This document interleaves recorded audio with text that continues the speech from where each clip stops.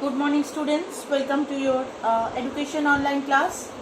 Today we will discuss two different theories. First we will start with the first one, that is Spearman's two-factor theory on intelligence. Now this British psychologist, educationist, Spearman, Charles Spearman, he has conducted different experiments on intelligence, and among them one of the results is the two-factor theory. Now he has experimented with different types of human beings, and they are coming from different cultural backgrounds, they are coming from different socio-economic backgrounds, and he has got different sorts of results. And one of his experiment, let me explain you, he has taken in this two-factor theory. Before coming to the conclusion, he has experimented, suppose 3 or 4 people he has taken, and he has conducted one experiment, the same experiment on all of them. Suppose why 4, I can take it as 50 also. Suppose 50 people he has taken, and he has conducted one experiment. What was the experiment? Basically, he has taken 3 to 5 cognitive activities. Cognitive activities means the activities which are related with the studies, which are related with the intelligence, the subject where you need your intelligence to apply.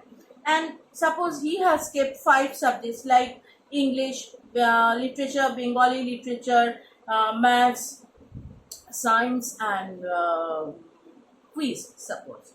Now, what he has seen, that on 50 people, if and all these 50 people were given the same examination test examinations, and what was the result? He saw that the person who has done good in literature English, he has done good in literature Bengali as well, but the person who has not done well in maths, maybe he has performed bad in science also. So he has seen that intelligence is all about it depends on how we will see the performance, what we see the performance basically is. Now see, those who are good in literature may not be they are good in science. Those who are good in science, maybe they are unable to write good poems in Bengali and English. So the related subjects performance wise, they are better in case of individual. The person who is doing well in English literature, he can do Bengali literature also. So the person who is doing maths well, he can do science or chemistry in a same manner. So there is a similarity between the performance, the subjects which are very close to each other.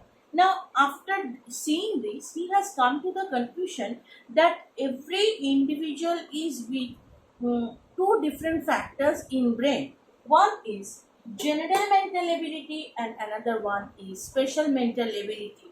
General mental ability is denoted as G and special mental ability is denoted as S. So, G factor and S factor theory, two-factor theory. Why the name is like two-factor theory? Because Charles Spearman is stating that each individual is having two types of mental ability in their mind or in their brain, or it is about intelligence. One is general mental ability, which is common, which is same for one individual, but which differs from individual to individual. Now, what is the thing? I will explain you.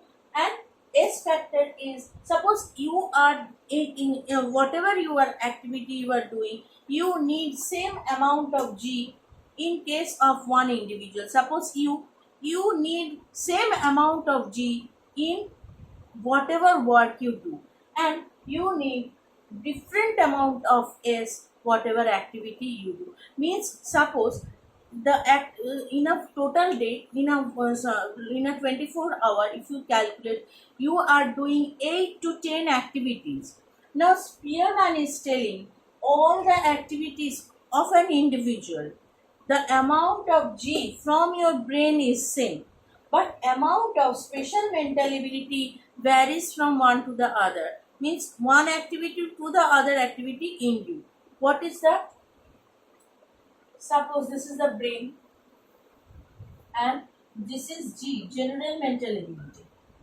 And in a day, you are doing suppose 6 activities.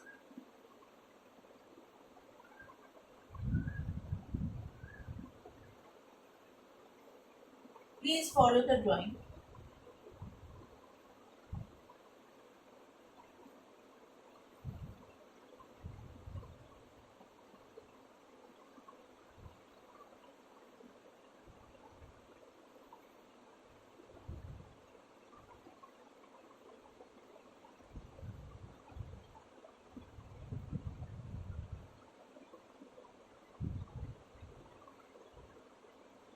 Okay. Now suppose this is the brain and this is the general mental ability which you have in your brain. And these all are, this is S1, this is S2, this is S3, this is S4, this is S5 and this is S6. Now what is the implication of this? Now see, if you observe it correctly, you will see all the amount of G is same in an individual. If you calculate it, you will see that this amount of G is same for each and activity what you are doing. Like S1 is singing, S2 is studying music, suppose. Okay? S4 is drawing, S4 is performance,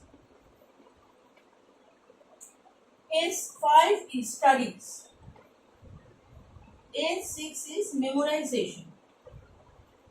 Now all the activity you are doing, for each and every case the amount of G from brain is same, but amount of S is different from one activity to the other.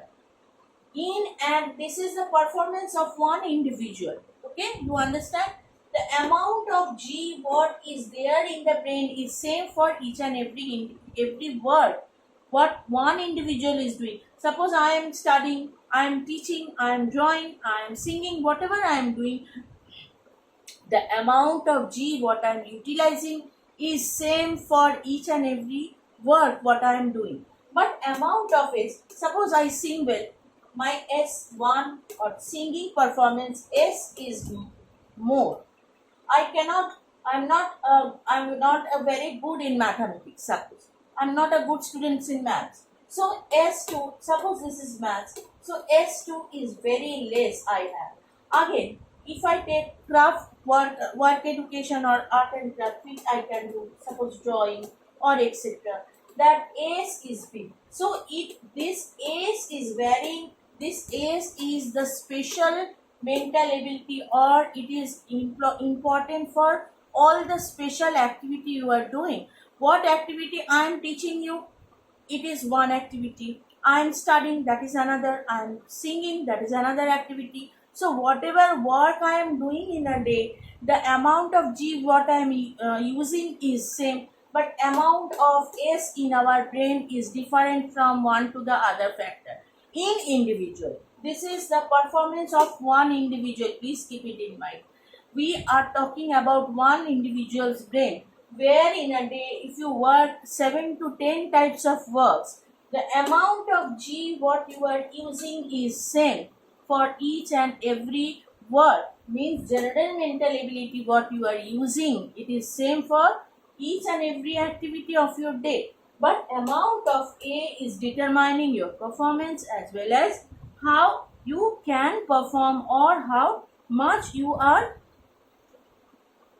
aware about the subject, how you are good in that. So if you are not so good, the amount of S is small. If you are very good, sorry, the amount of S is more.